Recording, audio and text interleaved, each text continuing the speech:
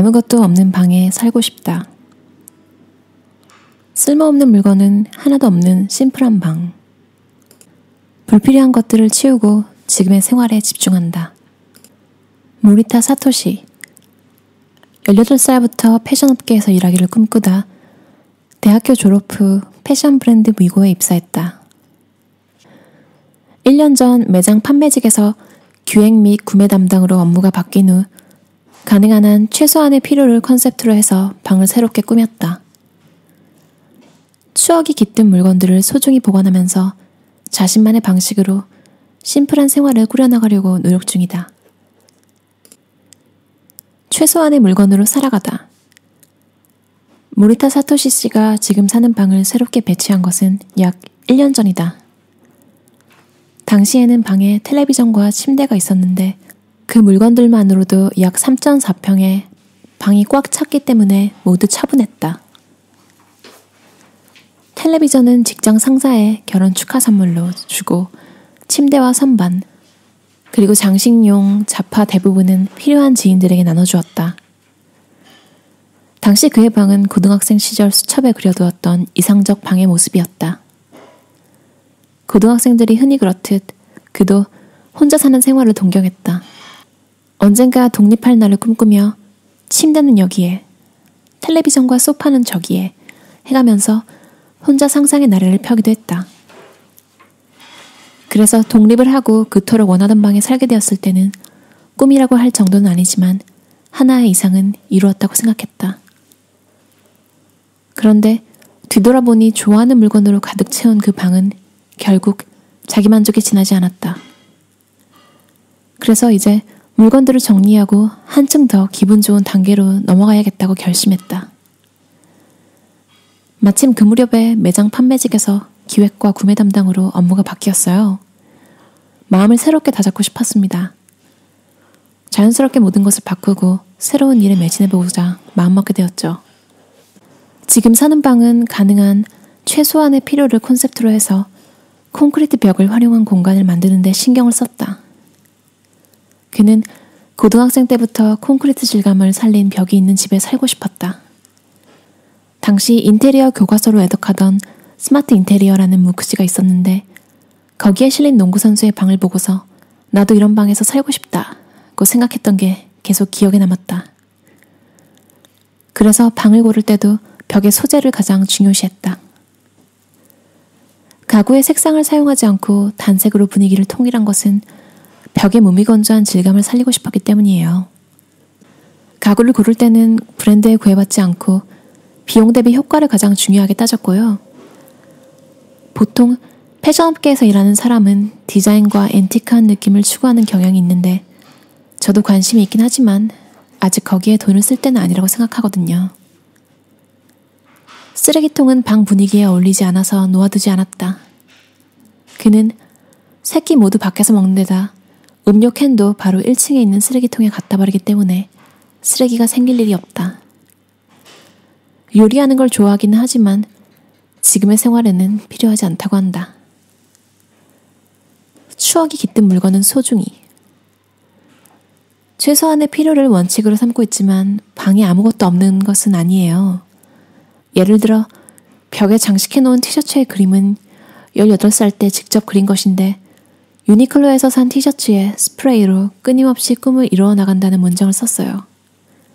패션업계에서 일하기를 꿈꾸던 당시의 꿈을 인지하기 위해서 글자가 잘 보이는 위치에 장식해두었습니다. 자신의 스타일을 정해두는 것도 철저하게 심플한 생활을 실천할 수 있는 하나의 방법이다. 그는 위도스로는 여러 브랜드에서 산 무늬 없는 흰색 티셔츠를 몇 장 돌려 입고 여름에는 검은색 반바지, 그 외의 계절에는 대체로 검은색 긴 바지에 스니커를 신는다.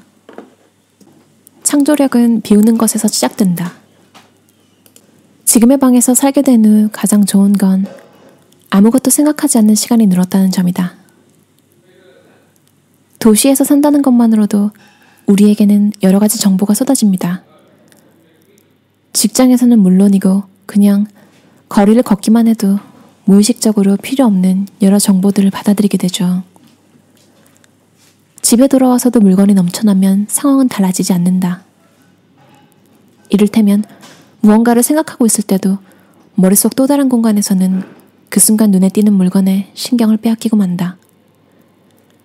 이렇게 하루를 마감하고 새로운 날이 시작되어도 또다시 수많은 정보에 노출되어 시간에 쫓기는 흐름은 반복된다.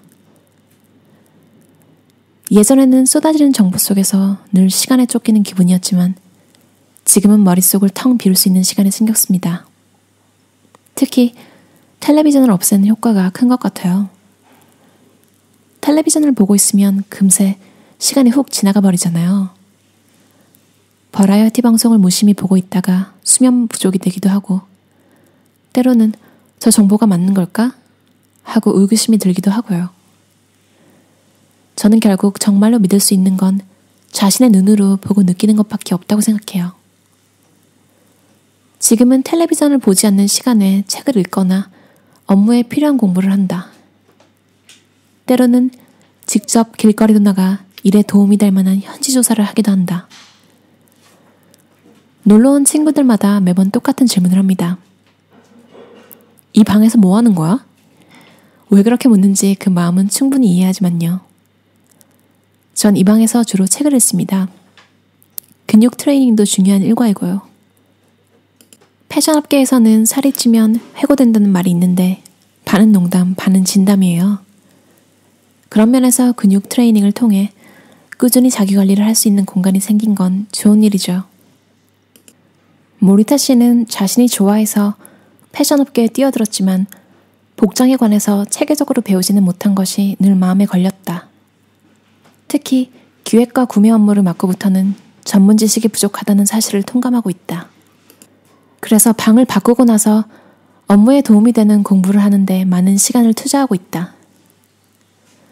독서를 통해서 업무에 필요한 전문 지식을 얻고 사고의 폭을 넓히려고 노력하고 있어요. 그러기에는 신경 쓸 물건이 적은 이 방이 아주 적합하죠. 크리에이터들은 심플한 방에 사는 일이 많다고 들었는데 저 역시 자신의 내면에서 우러나오는 창조력을 위해서는 물건이 필요하지 않을지도 모르겠어요. 방을 심플하게 바꾼 것이 규칙적으로 생활하게 된 이유 중 하나일지도 모릅니다. 반대로 건전한 생활을 의식하게 되어서 과다한 물건을 덜어내게 된 것일 수도 있고요. 어느 쪽이든 결국은 다 연결되어 있다고 생각해요. 아무것도 없는 방에 살고 싶다는 책이었는데요.